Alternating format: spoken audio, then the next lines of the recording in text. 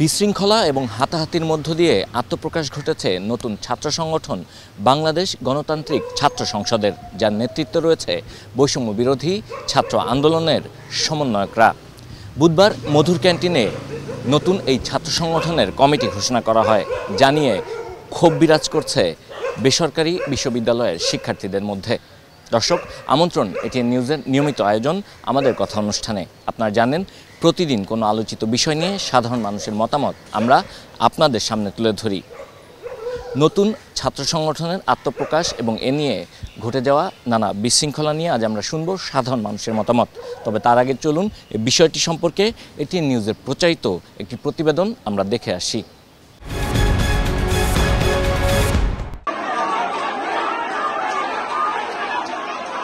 ঢাকা বিশ্ববিদ্যালয়ের মধুর ক্যান্টিনের ভেতর নতুন ছাত্র সংগঠন বাংলাদেশ গণতান্ত্রিক ছাত্র সংসদের নেতারা যখন আহ্বায়ক কমিটির নাম ঘোষণা করছিলেন, তখন একই স্থানে চলছিল বেসরকারি বিশ্ববিদ্যালয়ের শিক্ষার্থীদের বিক্ষোভ।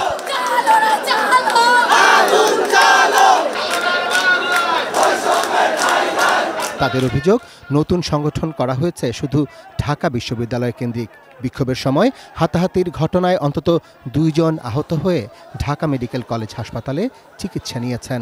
আমরা প্রতিবাদ জানাই আমাদের স্লোগানের মাধ্যমে দাবিয়ানের সিন্ডিকেট ভেঙে দেওয়ার জন্য, তখন তারা অতর্কিতভাবে আমাদের উপর হামলা করে। ভাবি যে আমার প্রাইভেটের ভাই বোনদের গায়ে হাত তুললো, এটার জবাবদিহিতা তাদের করতে হবে। সুহাসকে কিন্তু কারা মারধর করেছে সেটা কিন্তু আমরা এখন পর্যন্ত আইডেন্টিফাই করতে পারিনি। সুহাসও কিন্তু প্রাইভেট বিশ্ববিদ্যালয়ের একজন শিক্ষার্থী। প্রাইভেট বিশ্ববিদ্যালয়ের শিক্ষার্থীদের উপরেও তো হামলা চালিয়েছে।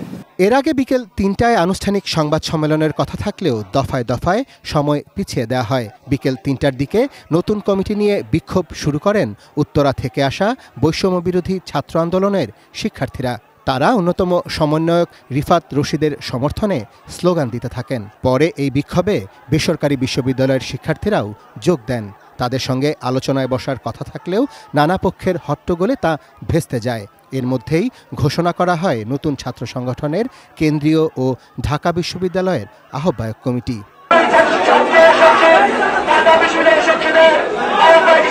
বাচক প্রতিযোগিতার কথা বলছি। এখন এই ধরনের কোনো হামলা বা ঘটনা ঘটেনি, কিছুটা প্রতিযোগিতার মধ্যে কিছু ধাক্কাধাক্কি হয়েছে। সেই জায়গা থেকে কেউ হয়তো আহত ওইভাবে বলা যাবে না, কেউ অসুস্থ হয়ে পড়েছে। এবং এই প্রতিযোগিতা আমরা কখনোই চাইবো না, আমরা দ্রুতই এর সংস্কার নিয়ে আসবো। শিক্ষা ঐক্য মুক্তি স্লোগান নিয়ে রাজনৈতিক দলের লেজুর বৃত্তি মুক্ত এই ছাত্র সংগঠনের কেন্দ্রীয় কমিটির আহ্বায়ক হয়েছেন সাবেক সমন্বয়ক আবু বাকের মজুমদার। সদস্য সচিব হয়েছেন জাহিদ হাসান। মুখ্য সংগঠক তাহমিদ আল মুদাসির চৌধুরী। মুখপাত্র হয়েছেন আশরেফা খাতুন। পরে সন্ধ্যার আগে সিনিয়র যুগ্ম আহ্বায়ক তৌহিদ মোহাম্মদ সিয়াম এবং সিনিয়র যুগ্ম সদস্য সচিব হিসেবে রিফাত রশিদের নাম যুক্ত করে বার্তা পাঠান নতুন এই ছাত্র সংগঠনের নেতারা। এছাড়াও বাংলাদেশ গণতান্ত্রিক ছাত্র সংসদ ঢাকা বিশ্ববিদ্যালয়ের কমিটির আহ্বায়ক হয়েছেন কেন্দ্রীয় সমন্বয়ক আব্দুল কাদের। লিমন মাহমুদ হাসান সিনিয়র যুগ্ম আহ্বায়ক, মিহির আলম সদস্য সচিব, আল আমিন সরকার হয়েছেন সিনিয়র যুগ্ম সদস্য সচিব, হাসিব আল ইসলাম মুখ্য সংগঠক এবং রাফিয়া রেহনুমা রিদি মুখপাত্রের দায়িত্ব পেয়েছেন। পরে মধুর ক্যান্টিন এবং আশপাশের এলাকা কিছুটা শান্ত হয়ে এলেও বিভিন্ন স্থানে দফায় দফায় তর্কে জড়ান ঢাকা বিশ্ববিদ্যালয় ও বেসরকারি বিশ্ববিদ্যালয়ের শিক্ষার্থীরা। Arafat Siddiqui, ATN news, Dhaka.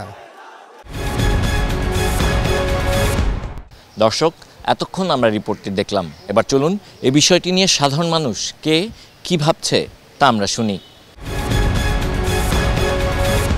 যারা প্রাইভেট ইউনিভার্সিটি স্টুডেন্ট, তাদেরকে কমিটিতে রাখা হয়নি, এই জন্য মূলত যে হট্টগোলটা হয়েছে তা। তো এই ব্যাপারে যে বিষয়টা আমরা জানি যে একটা সময় ইউনিভার্সিটি হলটা বন্ধ করে দেওয়া হয়। বন্ধ করে দেওয়ার পর তো আমরা ইউনিভার্সিটি থেকে যারা আন্দোলনের নেতৃত্ব দান করেছে বা সহযোগী ছিল তারা থাকতে পারেনি। তো হয়তো কোনো ফ্রেন্ডের বাসায় অথবা ক্যাম্পাসের বাইরে থেকে আন্দোলনটাকে আসলে বেগবান করতে হয়েছে বা আন্দোলন সক্রিয় ছিল। তো এক্ষেত্রে এই পাবলিক ইউনিভার্সিটির পাশাপাশি প্রাইভেট ইউনিভার্সিটির ছেলেপেলেদের ভূমিকা অনেক বেশি ছিল। হ্যাঁ, এখন যেহেতু আমাদের 5ই আগস্ট গত বছরের বিভিন্ন সরকারি, বেসরকারি, পাবলিক তারপর প্রাইভেট সব ইউনিভার্সিটির স্কুল কলেজ সব জায়গাকার স্টুডেন্টরা আমজনতা মিলে যেহেতু এটা করছে, তো এখন কালকে যে কমিটিটা গঠন হয়েছে এখানে শুধু পাবলিক বিশ্ববিদ্যালয় বা ঢাবির অংশগ্রহণটা হচ্ছে কিছুটা হলেও বৈষম্য হয়ে যায়, কারণ এখানে সব পাবলিক আর প্রাইভেট দুইজনারই সবারই একটা সুযোগ রাখার দরকার ছিল। প্রাইভেট ইউনিভার্সিটিগুলোতে এক মাসব্যাপী একটা কাউন্সিল করে বিভিন্ন ইউনিভার্সিটিতে একসাথে বসে যে তারা কি চায়, এরপরে ধরেন যে মাদ্রাসা, যাত্রাবাড়ি মাদ্রাসা, মোহাম্মদপুর মাদ্রাসা, যে ওনাদের সাথে আমরা ওদের থেকে কমিটি না দিই, কিন্তু তাদের সাথে তাদের চাওয়া পাওয়ার একটা গুরুত্ব দেওয়া উচিত ছিল যে তারা কি চায়, তাদের কি কি দাবি দেওয়া আছে, কোন কোন দাবি দেওয়া তারা পেশ করতে পারতেছে না, কিন্তু আমরা কোনো একটা বিষয় না করলে বা করলে তাদের দাবি দেওয়ার খেলাফ হবে বা তাদের স্বার্থের সাথে কনফ্লিক্ট হবে, এই বিষয়গুলি একটু আলোচনা করে নেওয়া সবার সাথে একটু গুরুত্বপূর্ণ ছিল। যেহেতু সকলে মিলে একটা ফ্যাসিস্ট সরকারকে আমাদের এই দেশ থেকে দূর করে পাঠিয়ে দিয়েছে এবং সকলে সম্মিলিতভাবে এই আন্দোলনের বিরুদ্ধে দাঁড়িয়ে লড়াই করেছে, আমার মনে হয় এখানে সকলের অংশগ্রহণ করা খুবই জরুরি ছিল। তবে যে বিষয়টি কালকে হয়েছে আমি বলতে চাচ্ছি এটা একটি অযথা এবং এটা একটি কারণ ছাড়া বিষয়, যেহেতু এখানে সকলের সম্মিলিত অংশগ্রহণের মাধ্যমে এটি খুব শান্তপূর্ণভাবে সমাধান করা উচিত ছিল। যারা কমিটিটা গঠন করেছে তারা অবশ্যই আমার থেকে যথেষ্ট ভেবে চিন্তে সব কিছু ভাবনা করে কমিটি গঠন করেছে। তারপরও আমার মনে হয় যে সকলকে রাখা উচিত, কারণ যেহেতু আমরা আন্দোলনে সবার অবদানই দেখতে পেরেছি, প্রাইভেট ইউনিভার্সিটি, পাবলিক ইউনিভার্সিটি, মাদ্রাসা সবাই এক ঐক্যভাবে আন্দোলন করছে, তো সবাইকে রাখা উচিত। ফেনী থেকে স্বাগত জানাচ্ছি আমি নতুন ছাত্র সংগঠন আত্মপ্রকাশ, শুরুতে বিশৃঙ্খলা, এই নিয়ে শুনবো ফেনী সাধারণ মানুষের কথা। আমরা যে কোনো রাজনৈতিক দলকে আমরা স্বাগত জানাই, কিন্তু দুঃখজনক হলো সত্য যে গতকালকে ছাত্রদের যে বিশৃঙ্খলা দেখেছিলাম, আমরা আসলে মর্মাহত হয়েছি সাধারণ মানুষ হিসাবে। আমরা আশা করছিলাম তাদের মাধ্যমে দেশের কল্যাণ হবে, তারা নতুন দল আত্মপ্রকাশ করে মানুষের কল্যাণে তারা কাজ করবে, কিন্তু দুঃখজনক তাদের শুরুতে বিশৃঙ্খলায় তারা সামনে কতটুকু যেতে পারবে এটা আমাদের মনে শঙ্কা কাটছে। আত্মপ্রকাশের দিনে তাদের যে বিশৃঙ্খল আচরণ, হুড়াহুড়ি, মারামারি, দরপাকড়, নারী নির্যাতন সবকিছু মিলিয়ে আমরা আশাহত হয়েছি। আমরা জানি না ভবিষ্যতে এই ছাত্র সংগঠনটি এই দেশের মানুষের আকাঙ্ক্ষার প্রতিফলন ঘটাতে পারবে কিনা, নাকি জাসদের মতো অনেক টুকরো হয়ে বিলীন হয়ে যাবে, এই আশঙ্কা আমরা আশঙ্কিত। প্রিয় দর্শক, কুষ্টিয়া থেকে আমি শরীফুল ইসলাম, আমাদের কথা অনুষ্ঠানে আপনাদের স্বাগত জানাচ্ছি। গতকাল নতুন ছাত্র সংগঠনের আত্মপ্রকাশ ঘটেছে, এই নিয়ে বিশৃঙ্খলারও সৃষ্টি হয়েছে।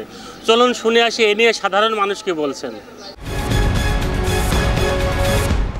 একটা রক্তস্নাত অভ্যুত্থানের পর, জুলাই অভ্যুত্থানের পর বাংলাদেশের আমরা যারা বাংলাদেশি আছি, আমাদের একটা প্রত্যাশা ছিল একটা সুন্দর স্নিগ্ধ পরিবেশের অভ্যুত্থান ঘটবে, পরিবেশের সূচনা ঘটবে। তো তার জন্য হয়তো আমাদের আরও কিছু সময় অপেক্ষা করা লাগবে। আমরা মনে করেছিলাম যে গণতান্ত্রিক ছাত্র সংসদ একটি গণতন্ত্র নিয়ে এগিয়ে যাবে, অথচ আমরা দেখছি এখানে গণতন্ত্রের প্রতিফলন হয়নি, এখানে বৈষম্যের শিকার হয়েছে। যেখানে জুলাই আগস্টের আন্দোলন হয়েছে বৈষম্য বিরোধী, অথচ ছাত্ররা এখানে কমিটি নিয়ে বৈষম্য শুরু করে দিয়েছে। ভবিষ্যতে কি হবে এটা আর জানতে বাকি নাই। যে এখানে সরকারি বিশ্ববিদ্যালয়ের বিভিন্ন ছাত্রছাত্রীরা সুযোগ পেয়েছে এই কমিটিতে অংশগ্রহণের, বাট আরেকটা জিনিস দেখলাম যে বেসরকারি বিশ্ববিদ্যালয়ের যেসব শিক্ষার্থীরা রয়েছে তারা কিন্তু এই সংগঠনে অন্তর্ভুক্ত হওয়ার সুযোগ পায়নি, এবং এটাও দেখেছি যে তারা বিভিন্নভাবে হামলার শিকার হয়েছে। এটা আসলে অনভিপ্রেত, এটা আমরা কখনোই আশা করি না। দর্শক, শেষ করছি আমাদের কথার আজকের আয়োজন। আগামীতে আবারও দেখা হবে ভিন্ন কোনো বিষয় নিয়ে। সে পর্যন্ত আমি সাব্বির আহমেদ আপনাদের কাছ থেকে বিদায় চেয়ে নিচ্ছি। সুস্থ থাকুন, নিরাপদে থাকুন, থাকুন এটিএন নিউজের সঙ্গে।